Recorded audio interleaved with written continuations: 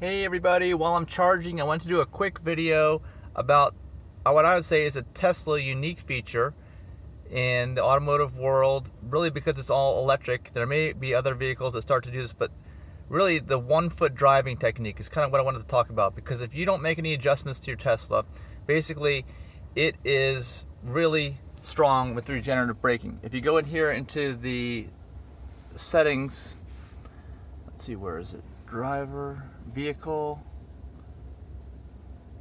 smart preconditioning, driver profiles, apps, what's here? Safety and security, displays, home link.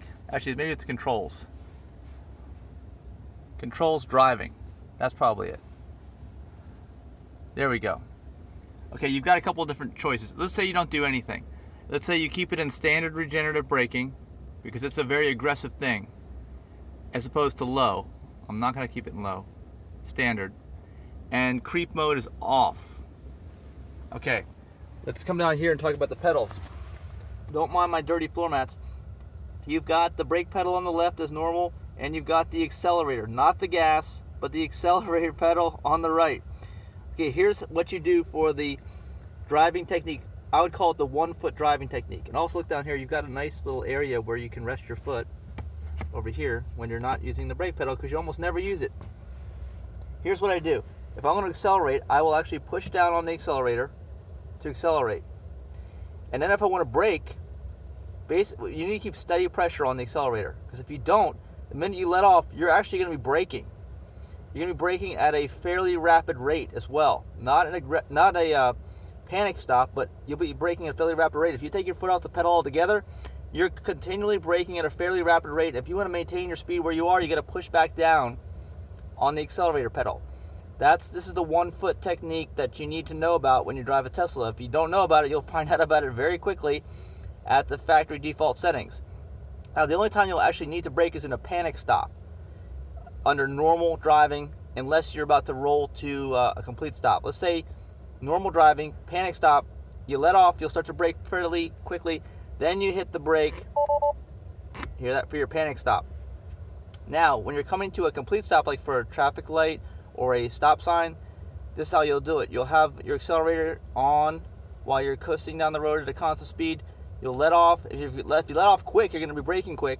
If you let off gradually, kind of taper it. That's what you want to do for smooth driving.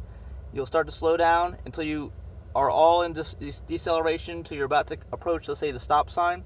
And then right before you're about to come to a stop, maybe at 5 miles an hour, that's when you'll press the brake at about 5 miles an hour. And just for that last few miles is when you'll be braking. I'm sorry, few miles per hour is when you'll be braking.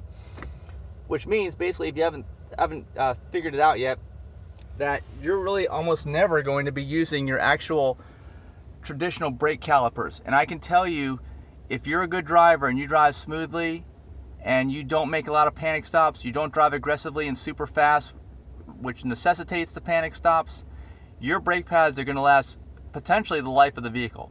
And just to give you an example of this, I do have a hybrid vehicle. Another vehicle of mine is a hybrid, and that vehicle has almost 200,000 miles on it. And I have not changed the brake pads. They don't need to be changed, because I do not drive like crazy, don't drive fast, and I anticipate all my stops. So even though it doesn't have the incredibly aggressive, what I would call aggressive regenerative braking on the standard setting here, as a Tesla does, it still does have good regenerative braking. I take advantage of it, and I don't end up pushing into the traditional brakes unless I'm in a panic stop or unless I'm about to stop at a stop sign or a red light, those last couple miles an hour. And if you do this too, really it's gonna, of course, not only save your wear and tear on your brakes, you hardly have to ever replace them, but it's also gonna save wear and tear on your tires, suspension components, everything else. Everything's gonna last dramatically longer than they would in a traditional vehicle that's an internal combustion engine. Just something to keep in mind, and something to know that's really, at this point, I say, unique to Tesla.